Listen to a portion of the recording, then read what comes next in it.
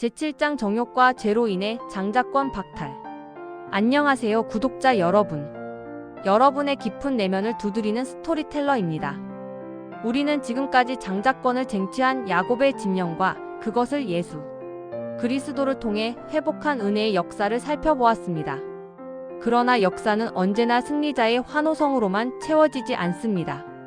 때로는 실패한 자의 긴 탄식과 회한이 우리에게 더 뼈아픈 교훈을 주기도 합니다. 오늘 우리가 마주할 인물은 르우벤입니다. 그는 모든 조건을 갖추고 태어난 금수저였으나 한순간에 끓어오르는 정욕을 제어하지 못해 그 모든 영광을 쏟아버린 비운의 장자입니다. 그의 이야기는 단순한 스캔들이 아닙니다. 이것은 재능과 배경이 아무리 뛰어나도 성품의 그릇이 깨지면 장자권이라는 축복의 물을 담을 수 없음을 보여주는 엄중한 경고입니다. 상상해 보십시오. 베들레헴 길가? 사랑하는 아내 라헬을 땅에 묻은 야곱의 눈은 텅 비어 있었습니다. 그 거대한 상실감은 야곱이라는 가장의 권위를 일시적인 진공 상태로 만들었습니다. 가족들은 숨을 죽였고 장막에는 무거운 정막만이 감돌았습니다. 이 불안한 공기 속에서 유독 눈을 번뜩이는 한 남자가 있었습니다. 장자 르우벤입니다. 그는 아버지의 슬픔을 위로하기보다 이 혼란을 틈타 자신의 위치를 확인하고 싶어 했습니다. 그리고 그 계산기 틈새로 붉고 끈적한 욕망이 스며들었습니다. 비라. 그녀는 아버지의 첩이자 죽은 라헬의 몸종이었습니다. 젊고 아름다웠습니다. 르우벤의 시선은 멈추지 말아야 할 곳에서 멈추었고 품지 말아야 할 마음을 품었습니다. 그것은 단순한 색욕이었을까요? 아니면 아버지의 여자를 취함으로써 자신이 이 집안의 실질적인 지배자임을 과시하려던 비뚤어진 정복욕이었을까요? 대낮의 열기가 망대의 그림자를 길게 늘어뜨리던 어느 날 르우벤은 선을 넘었습니다.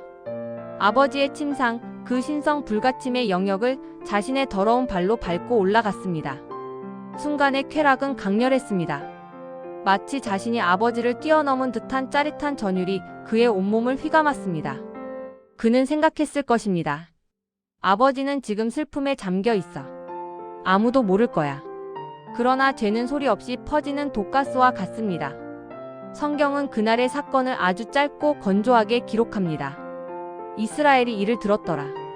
야곱은 그 사실을 알았습니다. 그런데 기이하게도 야곱은 침묵했습니다. 당장 르우벤을 불러 호통을 치지도 그를 장자의 자리에서 패하지도 않았습니다.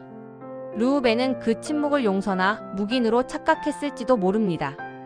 하지만 야곱은 그 순간 르우벤이라는 이름 위에 보이지 않는 붉은 줄을 긋고 있었던 것입니다. 끓어오르는 물처럼 통제되지 않는 그 기질, 아버지의 침상을 더럽힌 그 망령된 행실을 가슴 깊이 새겨두었습니다. 그 침묵은 40년 뒤 야곱의 임종 직전에 터져나올 저주 섞인 예언의 전주곡이었습니다. 우리는 흔히 능력을 숭배하는 시대를 살고 있습니다. 그 사람 일처리가 기가 막혀. 스펙이 완벽해. 이런 찬사를 받는 사람들은 조직에서 승승장구합니다. 하지만 우리는 종종 목격합니다. 그토록 화려하게 비상하던 리더가 하루아침에 추락하는 모습을 말입니다. 이유는 다양해 보이지만 본질은 하나입니다. 성품의 파산입니다. 르우벤은 결코 무능한 사람이 아니었습니다. 야곱은 훗날 그를 향해 너는 내 기력이여. 내 기력의 시작이라. 위광이 초월하고 권능이 탁월하다고 회고했습니다. 그러나 그는 자신을 다스리는 힘이 없었습니다. 물이 100도에서 끓어 넘치듯 감정과 욕망이 솟구칠 때 그것을 제어할 뚜껑이 없었습니다.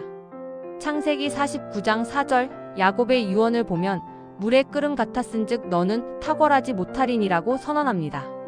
여기서 물의 끓음으로 번역된 히브리어는 파하즈입니다.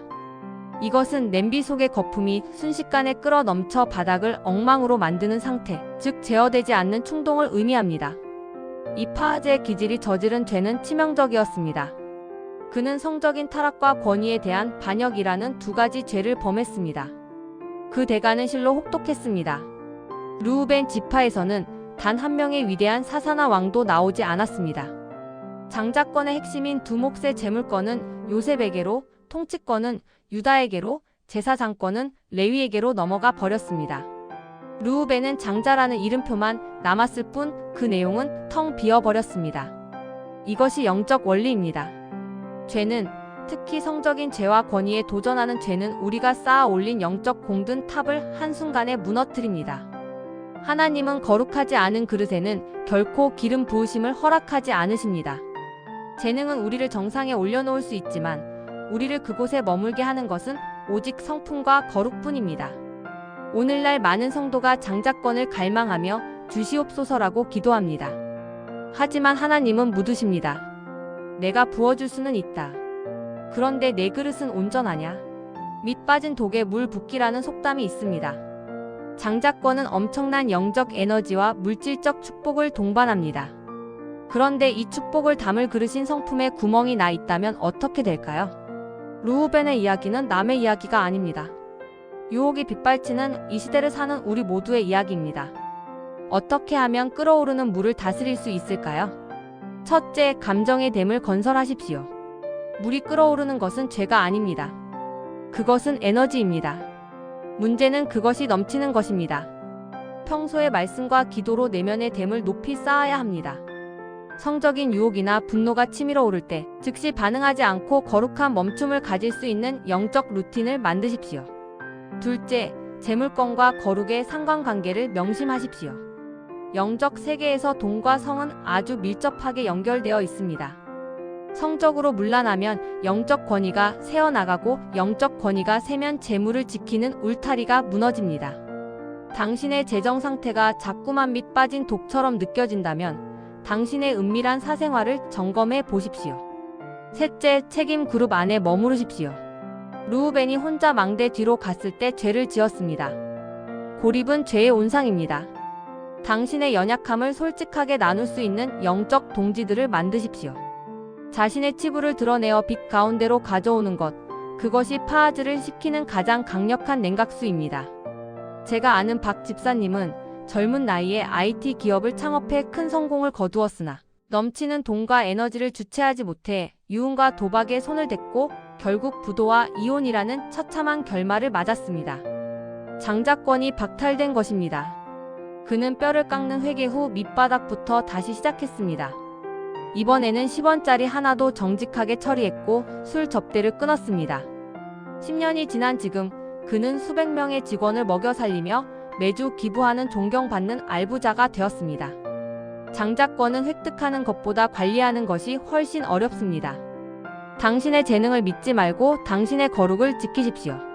르우벤의 인생은 우리에게 만약이라는 질문을 던집니다. 만약 그가 그날 에델 망대에서 끓어오르는 정욕을 참고 무릎을 꿇었다면 역사는 바뀌었을 것입니다. 한순간입니다.